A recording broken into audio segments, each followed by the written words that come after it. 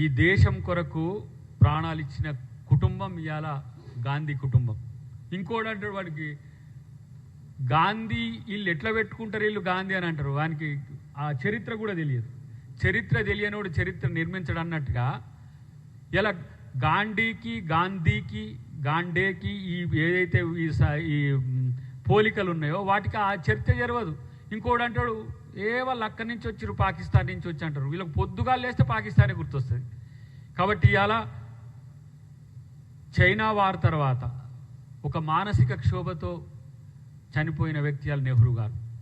China యుద్ధంలో ఓటమి తర్వాత ఈరోజు ఖలిస్తాన్ మూమెంట్, పశ్చిమ తూర్పు పంజాబ్లు విడిపోవద్దు, అక్కడ విడిపోయి ఒక దేశంగా ఏర్పడితే భారతదేశ సార్వభౌత్వానికి ఇబ్బంది కలుగుద్దని ఆపరేషన్ బ్లూ స్టార్కి సంబంధించిన అంశంలో తన ప్రాణాన్ని నా దేహం ముక్కలైన ఈ దేశాన్ని ముక్కరు కానీ అన్న ఇందిరాగాంధీ కుటుంబం త్యాగం కింద మీరెంత?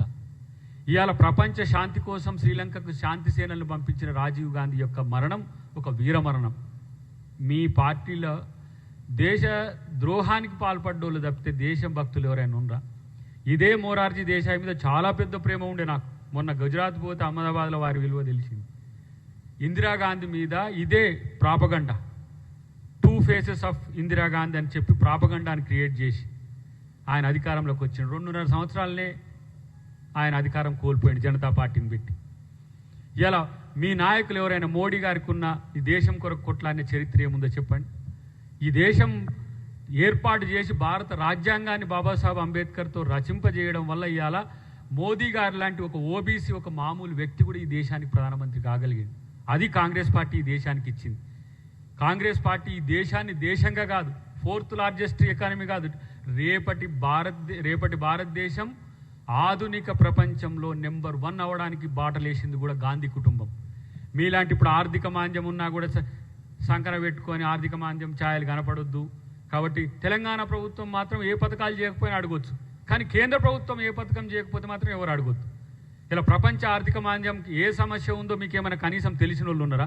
ఇప్పుడు ఆయన జయశంకర్, ఆయన పేరేదో విదేశాంగ శాఖ మంత్రి, ముందే సమాచారం ఇచ్చినాం. మరి ఆయన దేశద్రోహి గాడ?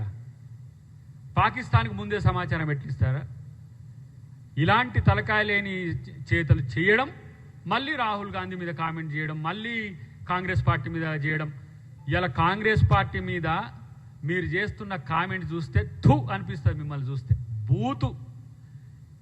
మీరు మళ్ళీ పవిత్రం అని చెప్పుకుంటారు, సిగ్గు లజ్జ లేకుండా. కిషన్ రెడ్డి నడిపిస్తుండా సోషల్ మీడియా, మరి ఇంకెవరైనా నడిపిస్తుండో నాకు తెలియదు.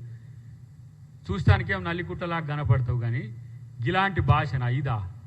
సిగ్గు లజ్జ ఉందా ఆ భాషతో? ఎక్కడియో పెట్టిన వెనకటి గడ కట్ చేసి ఇటు కట్ చేసి అటు తీసుకొచ్చి నా మీద ట్రోల్ చేస్తారు.